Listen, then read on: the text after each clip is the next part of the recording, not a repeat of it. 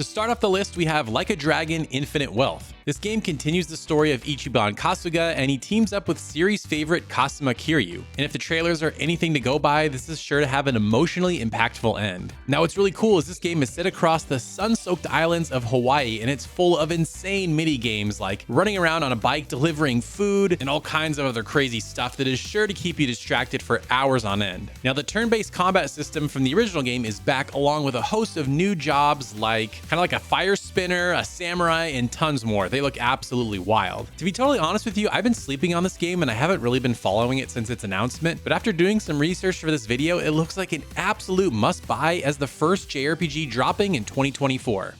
After years of delays and developer changes, this highly anticipated game is finally coming out, hopefully. You'll take up arms as a captain of a skyfaring crew as you sail with a colorful cast of crewmates on your quest to find a legendary island said to lie beyond the sky's end. Now this game is packed with a giant single-player story, as well as a big 4-player co-op mode, something similar to what you might find in Monster Hunter, so Relink is sure to keep you playing for hundreds and hundreds of hours. With some of the highest production values and slickest action combat we've ever seen in a JRPG, this is sure to be one of 2024's very best.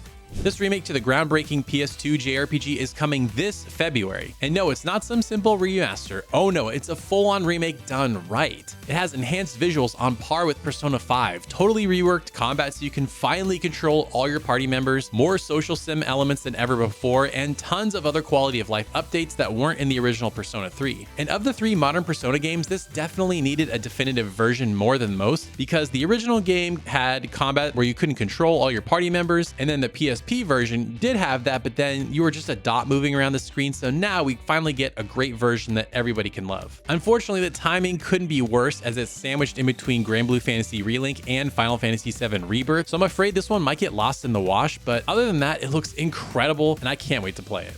Now, I don't know much about Dungeon Travelers to Heart 2 in Another World, but apparently it's pretty infamous. Apparently it got banned on Steam, but now it came back. However, it does have a big warning that says frequent nudity and sexual content, so yeah, gotta watch out for this one. From what I can tell, it's a dungeon crawler with some visual novel elements. That said, I feel like the gameplay doesn't look anything that special, and honestly, we all know why anyone might want to play this game. The second half of the Cold Steel saga, Trails of Cold Steel 3 and 4, are coming to PlayStation 5 this February. Now, if you're watching this video, you probably played that game already, but if you're the ultimate collector and really need that PS5 version, this might be for you, especially because it's a double pack with both games coming in one package. However, if you want to buy it digitally, you can buy them separately. Now, it's a shame that the first 2 Cold Steel games are stuck with another publisher and probably won't receive Switch or PS5 ports. That said, if you were waiting for these 2 games to come to PlayStation 5, well, here's your chance. Probably the most highly anticipated game of 2024 is Final Fantasy VII Rebirth. This covers the exciting middle chapter of the Final Fantasy VII Remake saga, full of pivotal moments from the original game. Not to mention there are so many questions to answer, like what's going on with Zack and his timeline? What new additions will they have here? How will they make things even bigger and better? And how is it going to end and set up the third and final game? Everything they've shown so far looks absolutely mind-blowing. And to be honest, I've been doing my best to avoid all coverage and new trailers as to not be spoiled. I just want to go in this game with as little information as possible because I know I'm going to enjoy it. The first game absolutely blew me away and wrecked me emotionally, and I'm ready to be wrecked all over again. Now, a surprising game on this list that I didn't know anything about was Goblin Slayer: Another Adventurer Nightmare Fest. Now, to be totally honest with you, I'm not familiar with Goblin Slayer at all, but this game looks really cool. It's a tactical RPG set in the Goblin Slayer universe, and it has an original scenario by the series creator Kumo Kagyu. And apparently it revolves around a small box that is said to hold the power to raise the dead. Kind of a cool setup for a story. Now, the visuals are a mix of HD 2D graphics, something like you might find in Triangle Strategy, and 2D visual novel segments for the story. Now, to be clear, this is not an official English release, but it's a Japanese version that happens to have English language options. From everything I've seen so far, it looks really cool, and I love me some tactical RPGs, so I'm probably going to check this one out at some point. Maybe the most overlooked game on this entire list is Unicorn Overlord. Yes, it has a bad name and some weird gameplay, but it comes from story developer Vanillaware, so you know it's going to be good. The game is described as a tactical RPG with overworld exploration and an innovative battle system for a unique epic fantasy experience in the iconic Vanillaware style. Now, recently they revealed a sort of marriage system for the game, so if you like those kind of mechanics, then hey, it's going to have that ready for you. If this game looks or sounds interesting at all, definitely check it out because Vanillaware never disappoints. The sequel to the underappreciated 2012 action RPG Dragon's Dogma II comes in March from Capcom. Now, this open world fantasy RPG has a huge variety of classes, tons of crazy monsters, and in this one, it looks like it's going to have some absolutely monolithic ones like this. And of course, it's going to have new areas, new playable races, and it's going to be current gen only, which I love. I love that we're finally starting to get games that are going to be current gen only and really take advantage of this new hardware. Now, if you never played the original, you have no idea what you missed out on and how much of a treat you're in for with Dragon's Dogma 2. The combat is absolutely incredible. When it gets at night, it gets really high stakes because the monsters get more dangerous, and overall, it's just a blast. Sadly, I might have to pass this one up on launch as Rise of the Ronin is releasing the same day. However, I will be playing through it at some point this year because it looks incredible. The 3DS hidden gem JRPG The Legend of Legacy gets an HD remaster this March. The game is your basic traditional turn-based JRPG, but it has this really cool storybook visual style where as you walk around the world, it kind of pops up around you. It's really neat. Plus, in this new HD remaster, we'll get enhanced visuals, it'll run better, look better, and it'll even have some new gameplay quality of life features so it plays even better. Now, if you missed this on the 3DS, this might be a game you want to check out. Eiyuden Chronicle 100 Heroes, the Suikoden spiritual successor made by a lot of the original staff that we've been waiting a long time for, is finally coming this April. Now, the game features 3 main characters, all with unique goals, but they team up together to build this big base, and the game has tons of cool features. Much like the previous games, you will be able to recruit 100 characters, all with unique skills that they can offer your team, whether that be in combat or with setting up shops around town. And that is a big part of this game. You're going to be building up your town, whether it be shops or doing mini games or tons of other things. And what's cool is in combat, you can have up to 6 characters. You have a front line of 3 and then a back line of 3. But what's really neat is in some of the gameplay I've seen, there's sort of like terrain involved, so you can hide behind stuff in the middle of combat. It just looks really cool. And of course, it has that large scale war mode where you kind of have big armies fighting against each other. So I'm excited to see how that has evolved. And it has this gorgeous new HD 2D-esque visual style that looks fantastic. From all the recent previews, they pretty much had nothing but praise for it. So it's shaping up to be one of 2024's best games.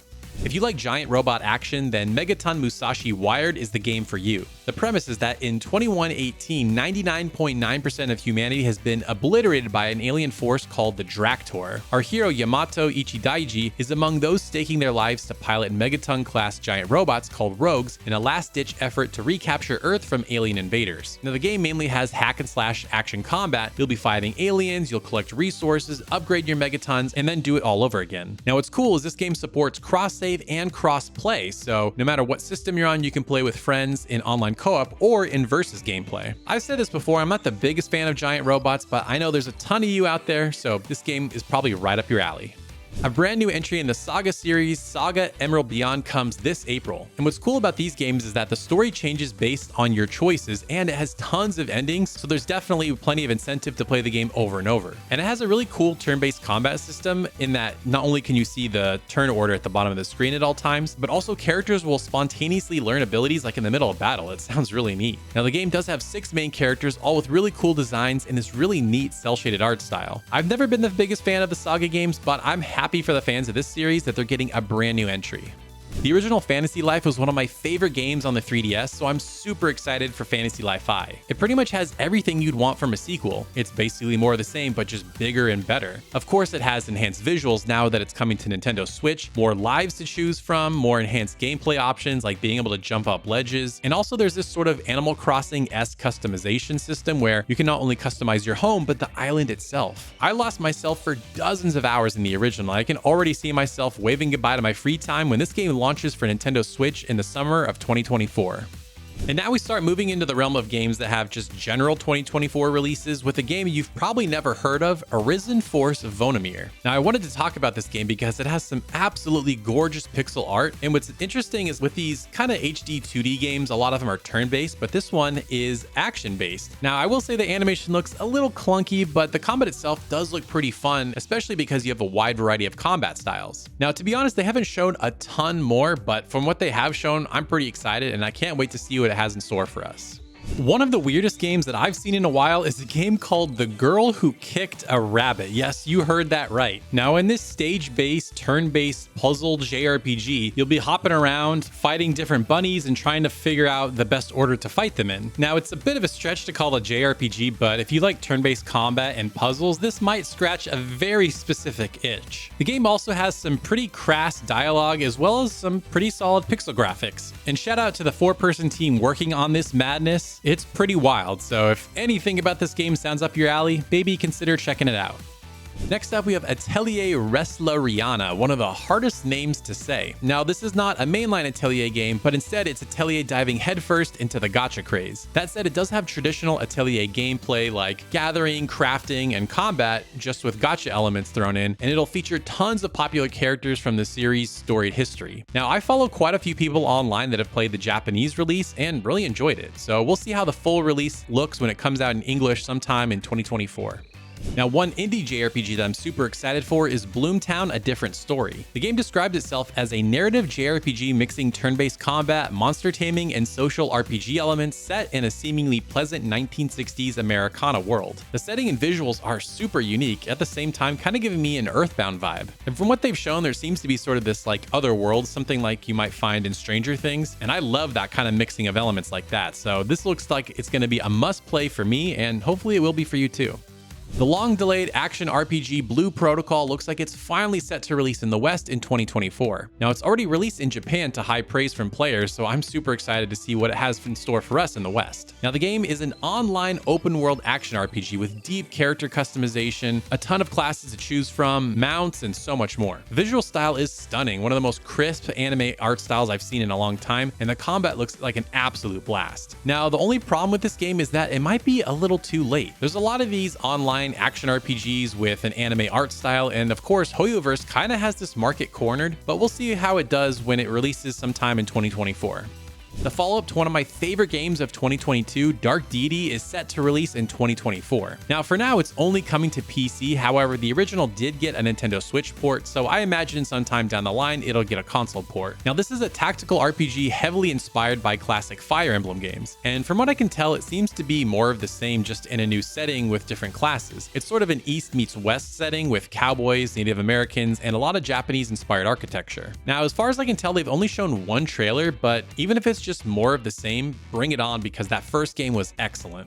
The recently delayed but highly anticipated RPG DecaPolice is set for a 2024 release. In this game, you play as a detective solving crimes, but it has a unique twist in that there's a fully realized virtual copy of the city you live in where anything goes. From everything they've shown so far, it looks incredibly stylish from the talented folks at Level 5. It also has some unique turn-based combat, and it was seemingly delayed to make the world more rich and more full. From what they've shown in the trailer, it looks absolutely huge, so if they add more things to do in the city or just more content, sign me up. I'll always take a delay if it makes the game better, so I'm excited to see what Level 5 has in store for us with this one. Now, another cool looking indie RPG is Demon School. The elevator pitch for this game seems to be Persona with tactical RPG combat. I'm in. Now, as I said, you'll fight in turn-based tactical combat, and then you'll manage your school life and relationships outside of combat. It also has this really stylish art style that kind of has like a comic book twist to it, and the story also seems to be based around horror with a lot of horror elements. I love tactical RPGs and horror games and Persona, so mixing those all together could be something really, really cool. This is certainly one of 2024's most unique RPGs, and I'm excited to see what the full release looks like. One game that was supposed to release in 2023 but went totally silent is Guns Undarkness. Now, silly name aside, this is a futuristic strategy RPG in the vein of Valkyria Chronicles. It was kickstarted by Shoji Meguro, the Persona 5 composer, and he will be directing this game. Now, much like a bunch of other games on this list, they haven't shown much, so there's not a lot to say, but the premise alone has me excited as I love Valkyria Chronicles and I love Shoji Meguro, so this could end up being something really cool. Next up, we have Lost Soul Aside, a game that started as a one-man Unreal project, clearly inspired by Final Fantasy XV, caught the eye of Sony's China Hero project, and Sony is now publishing the game. You know, what's funny about this game is I actually had a chance to play it back in 2017 at the PlayStation Experience. It was kind of a fast Souls-like game, think something like Nioh. It was very challenging but fun. Now, I have no idea if that's how the full game's going to be. That was such a long time ago. I mean, that was like over 5 years ago now, so who knows what it ends up playing like now. However, every time they show the game, I get more excited, and it looks really, really interesting. The world and combat alone just look fascinating, so I'm really looking forward to this game finally coming out sometime in 2024. LumenTale Memories of Trey is a beautiful looking monster taming RPG. It has a really charming pixel art style and some unique twists on this subgenre. First of all, you can battle with up to 4 monsters in battles, which is really crazy. I've never seen that in Pokemon or anything like that. And also you have this yo-yo-like device that interacts and catches monsters, and it's also useful for plenty of other minigames. Again, they haven't shown much, but what they have shown looks really cool, and I'm excited to see more. Also amongst the most anticipated games of the year is Metaphor ReFantazio. Now this is from the team that brought us the 3 modern Persona games, and this is their unique take on a fantasy RPG. And from everything they've shown so far, it looks absolutely incredible. Somehow they outdid themselves with the menus and the user interface, and the in-game visuals look insane as well. Everything about this world just looks so creative and new. And the combat looks really interesting. It's kind of this mix between real-time action and turn-based combat. However, the action combat might just be the way that you start battles, but either way, it's cool that they have both. To be honest, I don't need to see anything else about this game, just inject it right into my veins. Now, despite what the name might imply, Neptunia Game Maker R Evolution is not a game engine tool, it's just another Neptunia spinoff. Now in this game, it stars older Neptune trying to revive a dying game studio. This appears to be another action RPG building off the Sisters vs. Sisters action combat. And there's also a bunch of other new gameplay features like a motorcycle that you can ride around, and there might even be some sort of town building / studio building aspects. It's kind of hard to tell. They haven't shown a ton of new footage for this game. I know I've traditionally been pretty hard on this series, but this game actually looks like it could be pretty cool, so we'll see what happens with it. One of 2023's best RPGs, Octopath Traveler 2, will be getting ported to Xbox consoles in 2024. Now this is pretty weird because the original Octopath Traveler got an Xbox port, but it didn't get one for PlayStation. Then with Octopath Traveler 2, it was on PlayStation day one, but then Xbox wasn't. Kind of a weird scenario here with what system got which version of the game. But anyways, this is one of the best JRPGs that came out in 2023. I absolutely loved it, so if you only own an Xbox and you somehow missed this amazing game, you're in for a real treat when it comes to Xbox in 2024. One of the most beloved GameCube games, Paper Mario: The Thousand-Year Door, is getting a remake in 2024. Now, they've only shown one trailer so far, and they haven't really said much about it, but from what they have shown, it looks visually stunning. The 2D characters set in that colorful papercraft 3D world have never looked better. And if you enjoyed the combat in the recent Super Mario RPG remake, then you'll be delighted to know that in Paper Mario, they build off that with that same timing-based combat system. Now, I've personally had this game in my sights for a really long time. I've never played it, but I'm super excited to dive in for the first time later in 2024. Another game that hasn't shown much but really caught my eye was Project Mugen. It's described as an urban-themed open-world RPG where players will act as the Investigado with the codename Infinite Trigger and explore the world. Here you'll meet different partners and together deal with chaos, the abnormal phenomena that threaten human safety. You can also enjoy a colorful urban life with characters creating beautiful memories on your own. How flowery and wonderful does that sound? Now, there hasn't been much gameplay shown. I don't even think there's like more than 10 minutes of gameplay out there, so it's kind of hard to tell exactly what you're going to be doing in this game, but it looks really fun, and I'm excited to learn more. From the team that brought us Shadows of Adam comes Quartet. This game has sprinkles of the SaGa and Octopath Traveler series in that there are 4 main characters with their stories intertwining that you can play in any order. I love that. Now from the trailer I saw, it looks like you have 4-person turn-based combat and you can swap out party members on the fly, which I love. I love when games do that. Not to mention some really nice pixel art and some cool sounding music. If you love retro JRPGs, this game should be right up your alley. Sacrifire is an action JRPG with fantastic pixel visuals and music by Star Ocean and Tales of series composer Motoi Sakuraba. Obviously, the visuals grab you right away and look excellent, but what intrigues me is the game's focus on platforming and cool-looking action combat. This was originally set to release in 2023, but got pushed back into 2024 or possibly even beyond that. I gotta say, it's really neat to see these indie games pushing the genre in cool ways, and I'm really excited to see what the full release of this game has in store for us. From the mind of Akira Toriyama, the creator of Dragon Ball, comes Sandland. You'll play as the Fiend Prince Beelzebub and human Sheriff Rao as they search for the legendary spring to restore water to Sandland. And this looks to be a really cool action RPG with emphasis on exploration and tons of different vehicles. And it has this really crisp, really detailed looking cel-shaded art style. This is another one of those games they haven't revealed much about, and in fact, it might even slip to 2025, but I'm looking forward to learning more whenever they drop new information about it. Two of the most legendary retro JRPGs, Suikoden 1 and 2, are making their way to modern consoles in 2024 with an HD remaster collection. Now, these games are known for their incredible stories, massive roster of characters, and addictive recruitment features. Suikoden 1 and 2 are long overdue for a proper remaster, so it's great that they're coming in 2024. Now, while Konami has done some really shady stuff in the past, one thing that they have been doing really well recently are these remaster collections. Here with the Suikoden games, you'll have full widescreen, new character portraits, and much more. Now, I love the original Suikoden, and I played 2, but I never finished it, so I'm excited to dive into this collection and beat that second game for the first time.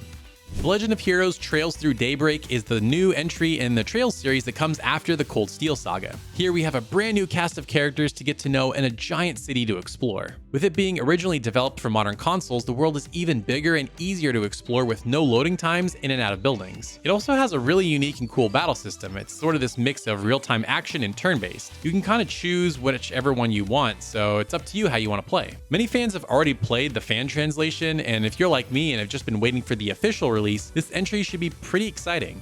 One of the most pleasant surprises that got announced very recently was Visions of Mana. Now, something that I had no idea about is that this is the first new Mana game in over 15 years. That's insane. And it seems to be following in the style of Trials of Mana in that it's a third-person, over-the-shoulder action RPG. And I absolutely love that game, so if it's more of that just with a bigger budget and more open zones, sign me up. From what they've shown so far in that initial reveal trailer, it looks absolutely gorgeous with the series' signature pastel art style. Now, in the game, you'll embark on a new adventure with Val, the newly appointed soul guard, as he sets off on a journey across the world to accompany his friend on her pilgrimage to the Tree of Mana. And the thing that really grabs me as I watch the trailer again is that this world just looks huge, charming, and I just want to explore every little nook and cranny of it. Thankfully, they're not going to make us wait too much longer as it'll release sometime in 2024.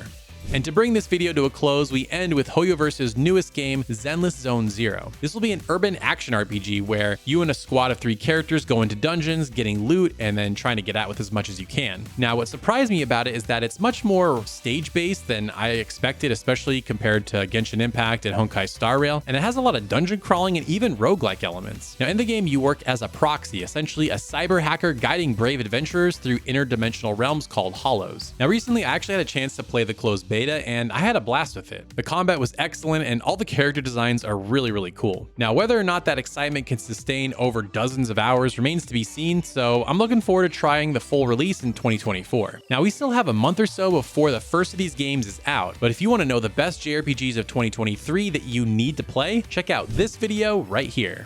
And special thanks to Reset Switch, Tyler Kuzawa, and the Miyazaki Man for supporting me over on Patreon. To get exclusive videos and other cool perks, consider supporting me over on patreon.com/thegamingshelf. Thank you so much for watching, and we'll see you next time.